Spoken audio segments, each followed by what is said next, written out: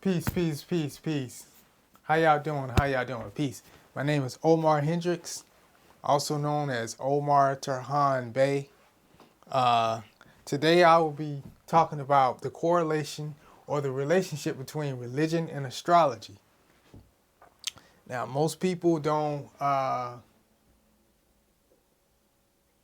the connection between religion and astrology, which which has a lot to do with the way religion has been taught and the way religious instruction has been imparted to people, especially here in the United States, but also in other parts of the world, but especially in Western societies or Western nations, here in the United States as well as in Europe. But anyway, the dominating religion in the United States, is Christianity. The second largest religion in the world, to my knowledge, correct me if I'm wrong, but the second largest religion in the world is Islam, and then you have Judaism. Now, what is religion? What is religion? Well, my definition of religion, and not just my definition, but when you study religion and the origin of religion, religion is a system of moral instruction based upon the laws of nature, the workings of nature, and the cycles of the cosmic forces of nature, the celestial bodies, or as they call them, the heavenly host in the Bible. The heavenly host are the celestial bodies, the stars, the constellations, the planets. Those are the heavenly host. Now, today, I'm just going to focus on symbolism. We're going to focus on religious symbolism. Now, as you can see here on the board, I have the word sign and I have the word symbol written here. Now, what is a sign? What is a symbol? Well, signs and symbols, they convey message. They also give direction and instruction. They give direction and they convey messages. For example, if you're driving on the road and you get to a stop sign, that stop sign tells you to stop. When you see a yield sign, that tells you to yield to incoming traffic. When you get to a traffic light, the red light means to stop. The green light means to go. The yellow light means to slow down. So I hope you get the point. Signs and symbols, they give instruction, they give direction, and they convey messages. So the signs and symbols of religion. What are the signs and symbols of religion? Now, I have one symbol up here. This is what is called a hexagon or a hexagram.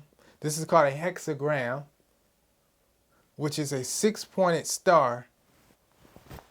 But as you can note, it is constructed of 2 triangles or 2 pyramids, one up and one going down.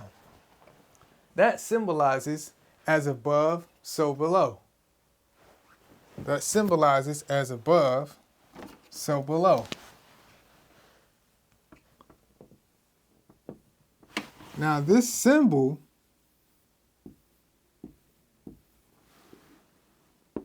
this particular symbol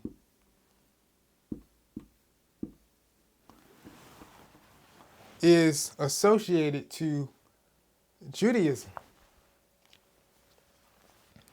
It's also known as the Star of David. Some people call it David, the Star of David. People know this symbol as the Star of David. But it symbolizes as above, so below. Excuse me. Which is one of the principles, which is one of the 7 laws of Tahuti, or what they call Thoth or thought, or Toth or thought. And I'm just going to write that down for reference. 7 laws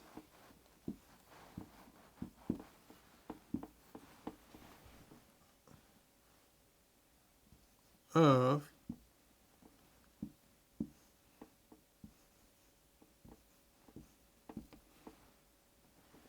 it could be pronounced that way. I actually made a mistake, but actually that can be a correct form. But the actual form is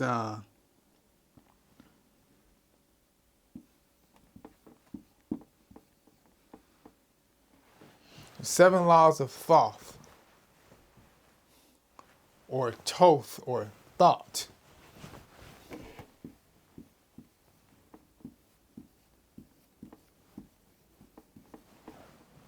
Anyway, back to this symbol, as above, so below, is one of the seven laws of Tahuti or Thoth. And I'm going to get into the law and the order and the principle of 7, the cycle of 7, the significance of the number 7 in another video. Remember that number. So this Star of David, or this unity or conjunction of an upward triangle and a downward triangle, it symbolizes as above, so below. Now, what is this as above, so below? Well, you have what's called the higher self and the lower self, or the upper world and the lower world, or the underworld. The upper world is higher thought. The lower world is lower thought. Okay? Now, I'm not going to get too deep into that right now because I want to leave room for the other symbols. Let's look at this.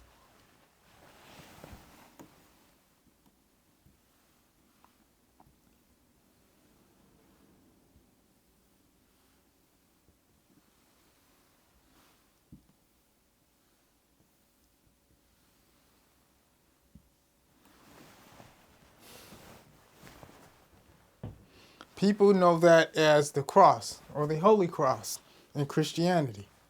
The cross upon which Christ was crucified. The cross upon which Christ was crucified. Now, hold on. Because I don't have all my tools, I'm going to use my phone. We're going to look up the definition of crucified. We're not even going to, I'm going to get into this deeper, but let's just look up the word crucify.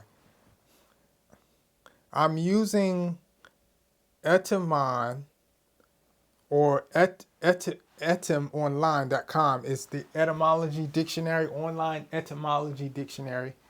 That's the source or the resource that I'm using.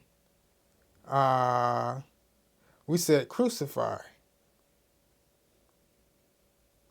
Crucify, crucial, crucible, crucifix. Now, crucify, it says, it's a verb, mid-14th century.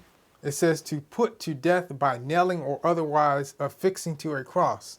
From Old French, crucifier, 12th century modern French crucifier, from Vulgar Latin crucifere, from late Latin crucifigere, to fasten to a cross, from cruci, derivative of Latin crux, cross, to fasten, to fix, to subdue, mortify. And it says here, crucifixion. There's a lot of definitions, but I just wanted to reference that. Anyway, this cross is the universal symbol of Christianity, is it not? This cross is the universal symbol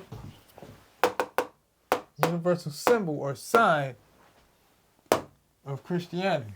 Remember what I said, signs and symbols, they convey messages or they give direction or instruction. So what message is this conveying?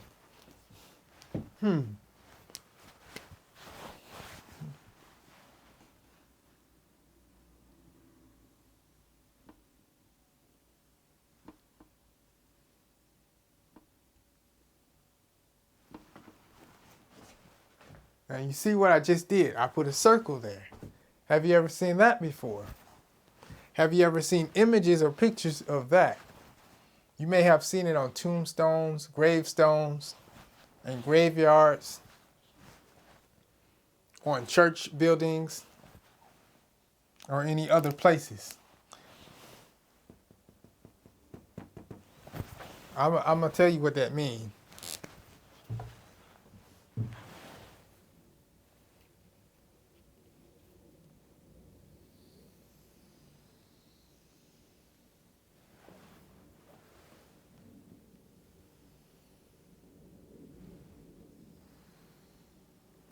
This right here means this. This right here means this. This right here means that. Now, what is that? I'll tell you what it is. This circle, which is divided in 4 quadrants, these 4 quadrants are the 4 Gospels. Matthew, Mark, Luke, and John. Also, Taurus, Scorpio, Aquarius, Leo. These are the 4 cardinal points.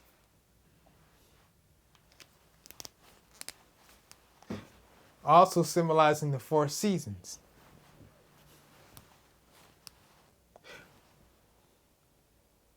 On that note, there's a lot to cover. I have a lot to cover. This is just an introduction. Stay tuned. Stay tuned. Peace. Ashe.